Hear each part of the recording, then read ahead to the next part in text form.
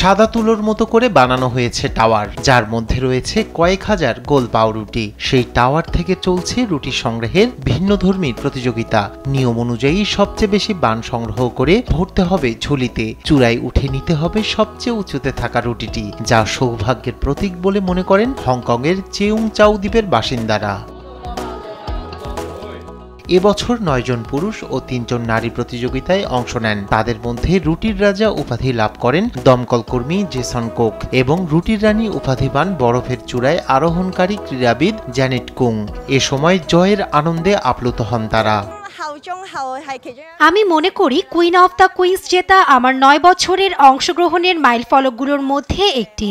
আমি ভবিষ্যতেও এতে অংশ নিতে থাকব, কারণ বান স্ক্র্যাম্বলিং এমন একটি খেলা যেখানে প্রতি বছর যোগদান করি। আমার শারীরিক ও মানসিকভাবে কতটা উন্নতি হয়েছে এই প্রতিযোগিতা প্রতি বছর তা মূল্যায়ন করার সুযোগ দেয়। সত্যি বলতে আমি বেশ নার্ভাস ছিলাম, অনেক ভয়ও পেয়েছিলাম, কিন্তু আমি সময়টাকে কাজে লাগাতে পেরেছি এবং চ্যালেঞ্জটি সম্পন্ন করতে পেরেছি। এখানে অংশগ্রহণ করতে পারাটা আমাকে প্রশান্তি দেয়। প্রতি বছর এই ব্যতিক্রমধর্মী মজাদার বান ফেস্টিভ্যাল বা রুটি উৎসবের আয়োজন করা হয় হংকংয়ের চেউং চাও দ্বীপে। গৌতম বুদ্ধের জন্মদিন উপলক্ষে সপ্তাহব্যাপী চলে এ উৎসব। চমৎকার এ আয়োজন দেখতে বিশ্বের বিভিন্ন প্রান্ত থেকে ভিড় করেন দর্শনার্থীরা।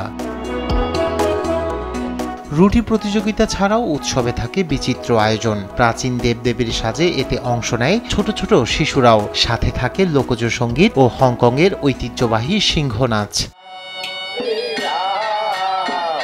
রায়হান কবির শুভ্র, নিউজ ডেস্ক, দেশ টিভি।